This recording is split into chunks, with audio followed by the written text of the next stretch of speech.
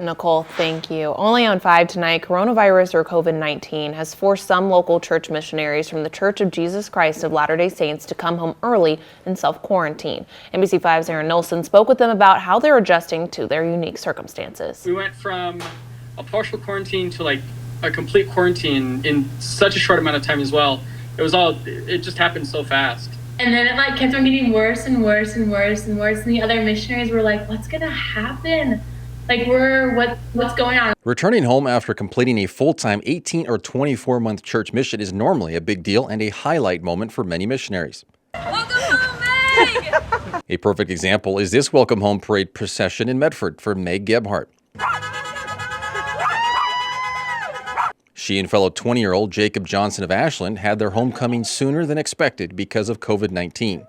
Johnson was nearing his 2 years in Brazil, and Gebhardt still had around 6 months left of her 18-month mission in Mexico. I feel that I completed my time, you know? I don't feel like I truly missed out on a huge portion of my mission. There were plenty of people I would have loved to continue teaching where I was at.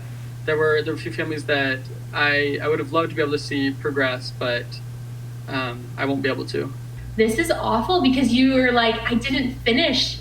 And it wasn't like the work stopped. There were still so many people we were teaching, we were visiting, and we just had to call them and say, we're sorry, missionaries will come again, we don't know when. Return with honor is a famous phrase for departing missionaries. There is no dishonor in how Johnson and Gebhardt returned home, as all foreign missionaries are being sent home. The Lord truly does accept our work, and that's something that we need to remember too, is that God truly does have a plan for everything. If this is what happened, it's because God allowed it to be that way.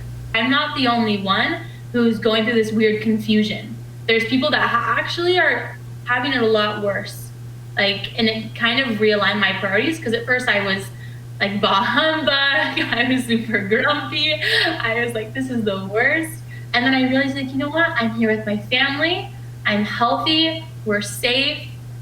It's going to be okay. There's people that need us to be radiating kindness. Now they are in the middle of a mandatory 14-day self-quarantine, but making the best of it, hanging out with family, reading, and exercising.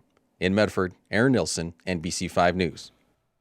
Johnson will start school in Idaho in the fall. Gebhardt will wait until the end of April to find out more if she will be able to return to Mexico in the future.